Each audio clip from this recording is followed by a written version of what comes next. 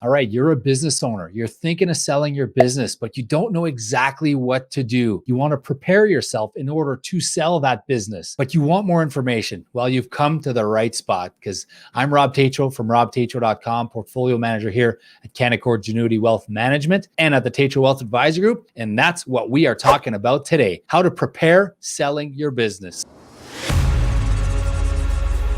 So I'm going to bring in a certified financial planner and a good dear friend of mine, wealth and estate planning specialist here at Canaccord Genuity Wealth Management, Adam Buss. Hey, Rob. All right, Adam, thanks for joining me. Really important topic today that we're chatting about. But before we get to that, if you're watching on YouTube or on Facebook, take a sec to subscribe and like. And if you'd like to book a no obligation consultation with us to chat about this, that you're thinking of preparing to sell your business and you want to make sure you're doing it the right way, go to www.speaktorob.com and we could book a no obligation consultation with you. I've seen this so many times, Adam. I think of early in my career when I met these clients, they were incorporated, but it was a family business and only the father was a shareholder in the business. And they had like 4 or 5 capital gains exemption that they could have benefited from. They ended up coming to me saying, yeah, we're thinking of selling in 5 years. And I was like, okay, well, we need to actually fix this problem now. I think of the sole proprietor that told me about a couple of years ago that they was thinking of selling his business. And I said, okay, here's what we need to do now. So these are real situations that affect a lot of people. And I'm so glad that we're doing a video on this and we're actually addressing this topic because I think it's critical and there's so much money that can be left on the table in an improperly done business transaction. So maybe let's start first, Adam.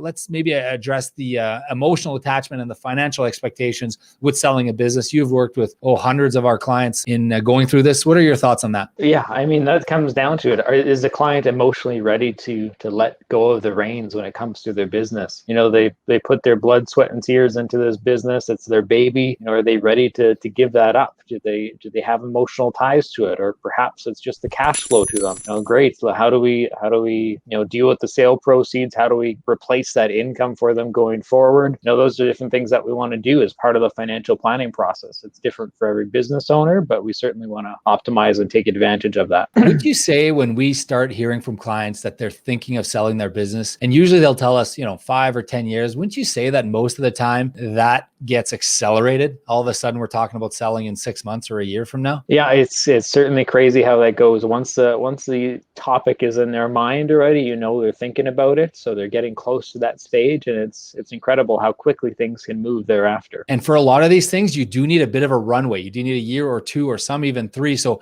it's critical that you start early on the planning of a potential sale for your business. So emotionally, I think depending on the reason for the sale, if it's a typical retirement, if you're approaching the end of your working career and it's time for you to capitalize on a business that you've built and you're selling, I think most of the time those are easier emotionally than selling a business either under duress or selling a business maybe in a situation where you're not quite ready to sell it because of outside factors. So the business valuation is one that's key, right? So business valuation is not cheap. A lot of business owners have this idea in their head that they absolutely unequivocally need a certified business valuator assessment done in order to sell their business of any kind. I mean, I don't think that's necessarily true. What are your thoughts on that? I guess it depends on the type of business and how that kind of goes, or perhaps they already have a potential buyer lined up and it's basically just the two of them agreeing on a price. And depends if it's really having to rely on complexities, multiples of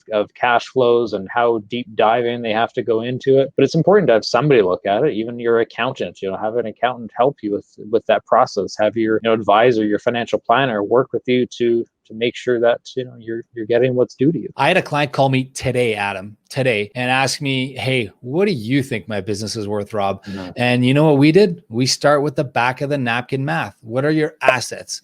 Is there any real estate in there? What is the value of the brand, if anything? How consistent and significant is the profit or the cash flow that's being generated by your company? And then probably the most important factor, the multiple. What kind of multiple is a fair market multiple for a company? Because if we were to buy a company on the Toronto Stock Exchange, we would pay 14, 15 times earnings today for a publicly listed company on the TSX. Some are as low as 10, some are as high as 20, 30, 40, but generally they're selling anywhere between 10 and 20 times earnings. So when we look at companies that sell in the private sphere, they're often done at much, much lower multiples, but a lot of times clients have really no clue what that multiple should be. And I'd say it depends on the strength of the recurringness of the revenue. I don't even know if that's a word, but if I just made it up, great. The ability to have that revenue recur. And I mean, you've seen it. You can maybe, we've looked at businesses that generated a 4 or 5 multiple. Now, when we're talking multiple, Adam, you and I would agree. And for the viewers out there, we're talking about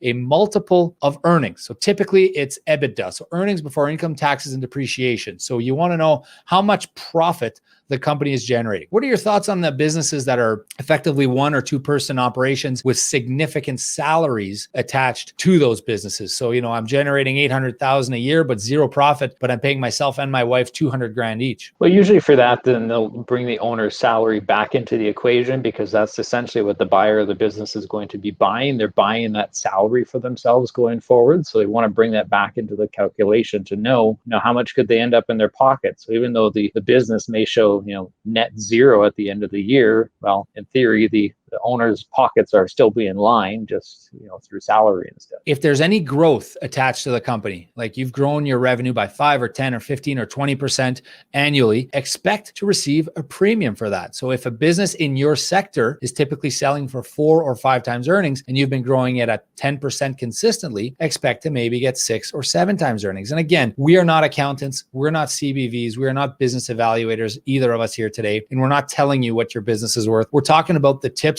that we typically take our clients through and how we like to prepare clients for the sale of a business. It's a little on the rare side that you're going to see a business on the private side sell for anything remotely close to something that you would see on the public side. So the public would be the public equities I was talking about earlier, 10 to 15 to 20 times earnings. But, most of the companies are typically in a multiple, and it's per sector. So if you're buying, a golf course is going to trade differently than if you're buying a manufacturing company. It trades differently than if you're buying a farm, and you're going to get a different multiple than if you're buying, a car dealership. These all have different multiples, and they're typically sector-based, which is why you might want to bring a CBV at some point to get an idea for that. Now, Adam, I want to ask you about tax implications on a sale, specifically the small business capital gains exemption. Please take us through that, how it works, first of all. Sure. Well, it's certainly important when you're preparing to sell your business that you want to take advantage of it. So if you're going to sell the shares of your corporation, you can potentially benefit from the lifetime capital gains exemption, which right now on a qualified small business is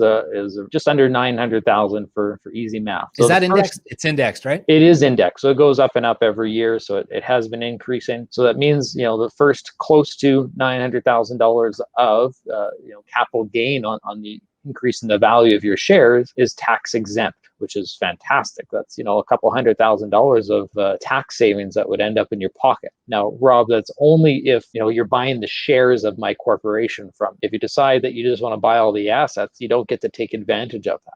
Now, the neat thing is if you have enough time on your side, perhaps, your spouse has shares in the corporation. He or she could benefit from the lifetime capital gains exemption as well. Perhaps, we had enough time to do some planning and do some proper structuring. There's maybe a family trust in the picture. Might be able to multiply capital gains exemption, take advantage of it from the kids as well, potentially. So there's lots of opportunity, but, we do need some time on our side to do strategic planning for these things. And it's not the time to think about a family trust or adding shareholders to your corporation is not when you're at the lawyer's table signing documents to move over your business, right? This is something that needs to be planned in advance. And I'd suggest, at least a year or 2 in advance so you can get the proper structure in. And we've seen it so many times with our own eyes. As entrepreneurs, business owners are typically impulsive, and they're deal makers, right? So you get a deal in front of you. All right, I like that price. We got a deal. Okay, but are we buying the assets or are we buying the shares? Those are 2 different numbers, because typically we'll see a lower purchase price on a share purchase versus on an asset purchase because of the taxable consequences for the seller. It's preferable for the seller to sell shares. And in fact, have you thought of, would you even accept an asset sale if you're selling your business? And if you're selling them for shares, what would the premium have to be for you to accept a share sale versus an asset sale? So these are questions that we help our clients with, and these are discussions that need to happen early on. On that note as well, Rob, if your corporation is not structured the right way ahead of time to prepare and selling your business, it doesn't really matter whether it's a share sale or an asset sale. Yeah, you don't get it. You didn't set everything up ahead of time to actually qualify for the exemption. So the last thing we want is somebody expecting, hey, I'm going to get all this money tax-free. Meanwhile, they didn't do all the work ahead of time to make sure that they could get it. Yeah, I'll never forget. This was 5-6 years ago. It's a term that we call purifying the corporation, basically meaning that you do need to meet the requirements for CRA in order to get the small business capital gains exemption. And I remember a client telling me, I'm selling my business. And I remember telling him, I don't think you qualify for the small business capital gains exemption. I think we need to look at your books. So we ended up doing a purification of the books. And that client ended up saving, it was over $1 million in taxes. It was a large corp with multiple shareholders. And I just remember the client telling me, my goodness, like performance is great, but I'm so glad that you guys saved us $1 million in taxes, and that's ours and not the government. So the small business capital gains exemption is critical. Setting it up is critical. Valuation is something that's going to be critical. What you're going to do in order to sell it. Maybe incorporating all aspects of ownership. What does the corporation own? Does it own a brand? Does it own registered trademarks? Does it own any other assets that are maybe not in the corp that you want to make sure are owned by the corp? The real estate, these are all things that have to be factored in. And vice versa on the other side of things. If there's something in the corporation that you don't want to be sold with the corporation, we need to, again, purify that and get it out of there. Perhaps you've built up investable assets in there, life insurance policies. Perhaps that isn't being sold with the company. Perhaps you put another property in there that you don't want to go with the corporation. So we want to get that out and purify it ahead of time. Real estate too is one that we see often, right? You might want to get the real estate out of your corporation. And then finally, I think one question that owners are always plagued with is, are you going to be asked to stay on board for 1 or 2 or 3 years in order to ensure a smooth transition? And do you want to do that? Is one thing that comes up, right? Yeah. I mean, if you're going to plan late and sell the company when you're 65 and expect I'm going to go spend most of my time on a beach somewhere down south, but meanwhile you have the expectation that you have to hang around the business for a couple of years, it would have been nice to plan that ahead of time and maybe, call it quits at 60. That way you can, do some part-time work for a couple of years with the business to gain that extra value versus, kind of having to dip extra into your retirement time frame to do so. Yeah, these are really important decisions, and they shouldn't be lightly. We're big on planning, obviously, because we've seen it. I've seen it. I cannot count on my hands and toes how many times we've seen business owners come to us, tell us that they want to sell their business, and we had to help them with planning, and it was tight, and we had to get it done. And so this happens all the time. And business owners, we're impulsive. So I'm telling you now, if you own a business, you need to make sure you're planning for the sale of your business. If you'd like to chat with us about that, please go to www.speaktorob.com. I'm Rob Tatro from robtatro.com, portfolio manager here at Canaccord Genuity Wealth Management and the Tatro Wealth Advisor Group. My wealth and estate planning specialist, Adam Buss, and I today chatted about planning for your business. We're thankful that you took the time. Please like and subscribe, and thanks for tuning in.